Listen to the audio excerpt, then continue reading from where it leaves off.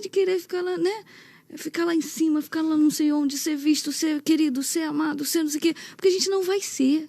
Gente, a gente não vai ser amado por esse mundo. Não mesmo. Não vai ser. Amizade, Tiago 4,4. Amizade com o mundo é inimizade com Deus. Não tem como, a gente quer ter as duas coisas. A gente quer. Isso é inegociável. E dentro da igreja, tá? A gente vai ser odiado também. Porque nem todo mundo quer a verdade, a centralidade do evangelho. Hoje a gente vive tudo que é tipo... A gente vive um evangelho terapêutico. Um evangelho que massageia o seu ego. Um evangelho que, em vez de você sair cheio de Deus, você sai cheio de você mesmo. Você pode. Humanista, né? Você vai conseguir um evangelho da antropologia, né? O homem no centro. Sim. É isso que a gente está vivendo. Então, a gente vive assim... A gente está vivendo um período bem difícil do evangelho. É muito popular. A gente se relaciona com Deus como um garçom que nos serve. Isso. A gente quer ser servido. A gente vai para a igreja para Ele resolver os meus problemas. Agora, o verdadeiro chamado é você acordar e dizer assim, Deus, o que o Senhor conta comigo hoje? Isso. Esse é ser amigo de Deus. Isso. Porque a questão não é o quanto eu tenho o Espírito Santo. Ai, eu quero ser cheia. Tá. Mas o quanto o Espírito tem em você. O quanto de que Deus ele pode contar com tem em você. você. Pode contar com você. De você acordar, colocar seu pé acordou, colocou seu pé no chão, o inferno estremecer. Levantou uma mulher de Deus. Levantou uma mulher por exemplo, cheia se da ele presença falar de Deus. agora, hoje eu quero que você vá no hospital tal e chame pelo nome fulana. Você vai? Isso aí. Você vai? Ah, mas ninguém vai saber que eu Não, fiz e outra, isso daí bloqueia muito, por exemplo. Não, mas o meu chamado é pregar. Vou orar por doente? Gente, eu fico cansada com essas coisas. Porque assim, gente, se você achar que o chamado de Deus é uma coisa estática, paralisada, e eu só sirvo pra pregar, minha filha, você não entendeu nada da Bíblia. É um emprego, plano de carreira, é isso que eu tô te falando. Exato. Eu só faço isso. A partir daí é com o ministério não sei o quê. Exato. Não, eu sou um pequeno Cristo nessa terra. Eu sou as mãos e os pés de Jesus. E o que Ele quiser que eu faça, eu vou fazer. Isso. Se Ele quiser que eu faça isso agora, amanhã, eu estou à disposição. Eu sempre digo, o meu ministério, ele começou... Eu já regi coral de criança, amiga. Já dei aula para a escola dominical. Vou te dizer, nada foi igual você falou ali no início. Ah, eu fiz uma faculdade, não deu certo, fechei e fui eu. Não, muito pelo contrário.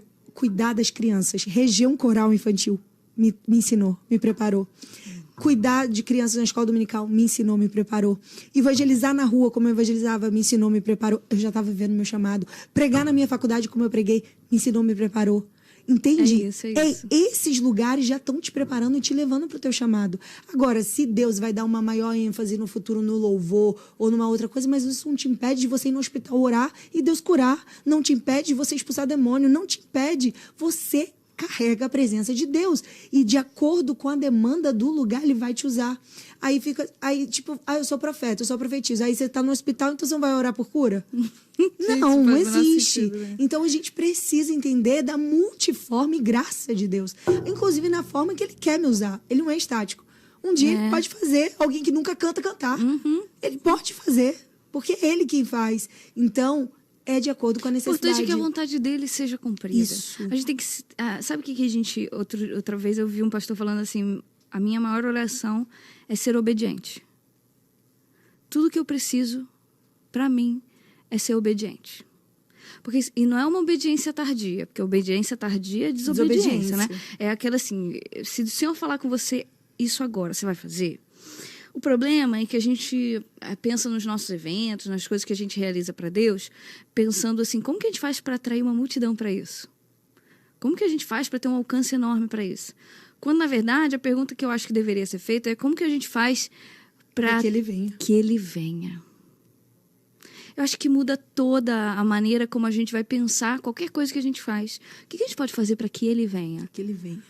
E aí, se vier uma multidão...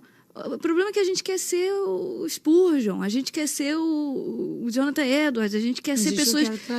Mas sabe, o Jonathan Edwards ficava horas e horas e dias dentro de uma floresta buscando ao Senhor. Ele nunca teve a preocupação de ser conhecido. E por isso ele foi conhecido. Então eu acho que o Senhor, ele levanta aqueles que... aqueles que o Senhor levanta, não aqueles que constroem uma carreira, né? Porque hoje em dia tem aqueles que constroem uma carreira. Mas o Senhor levanta aqueles que não dão importância às grandes multidões como sendo o foco da vida deles.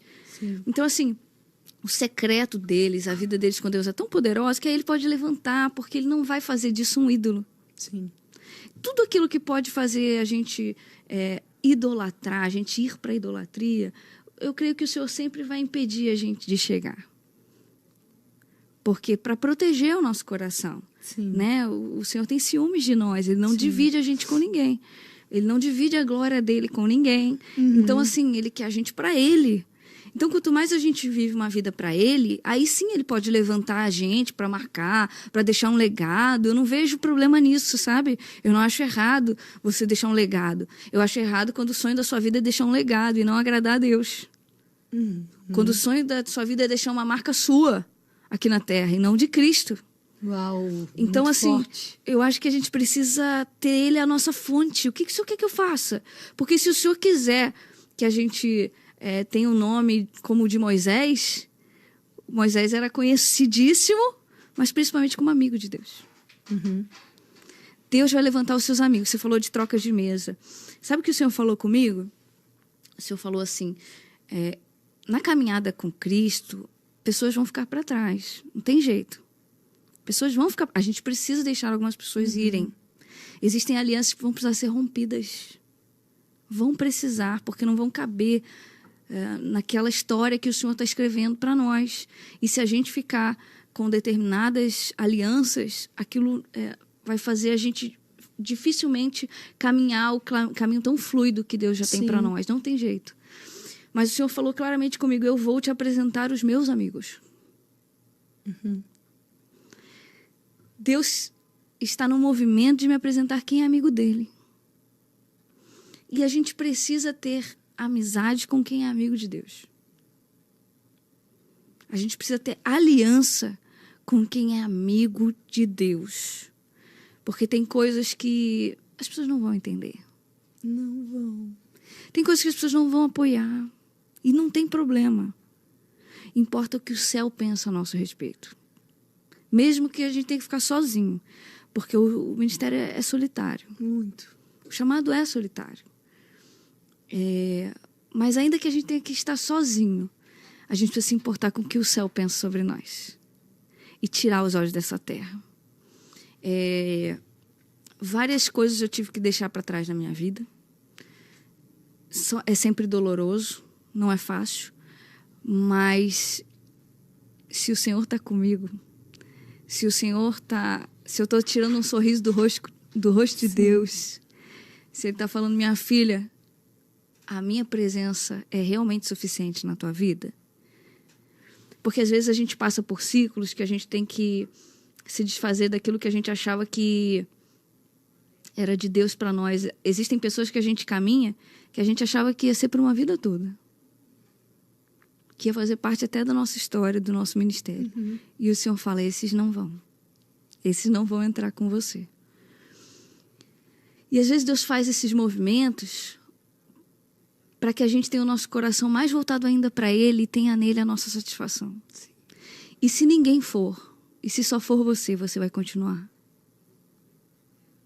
É como quando Deus falou para Moisés, não aguento mais esse povo, vou fazer o seguinte, você vai entrar na terra, eu não aguento mais vocês, você vai entrar, mas eu não vou entrar. E Moisés falou, não, então não me deixa entrar, não. Eu não quero estar numa promessa, eu não quero estar com o povo, eu não quero que a tua presença não esteja. Então, assim, eu tenho aprendido a deixar. Tô me acabando já, gente. Meu Deus. Você não tem ideia. Deus tá te usando pra minha vida. Eu tenho aprendido a deixar ir. Com lágrimas. Que dói, né? Porque dói. Sim. É muito triste. Existem, às vezes, traições, decepções, pessoas que você investe e que vão apunhalar pelas costas. Mas eu lembro que meu pastor Laurindo falava assim, a cada 12, um é Judas. Essa é a estatística. Se prepara, né? Se prepara. A gente não tem como fugir. Só que Judas é muito importante na nossa trajetória. Porque Judas lembra a gente que o nosso caminho é o da cruz. Judas lembra a gente que a gente precisa ir para a cruz. Se Judas não existisse, a gente não ia para a cruz. Verdade. Então, a gente vai valorizar até o Judas na nossa vida. É doloroso, mas eles fazem a gente ir para o lugar certo.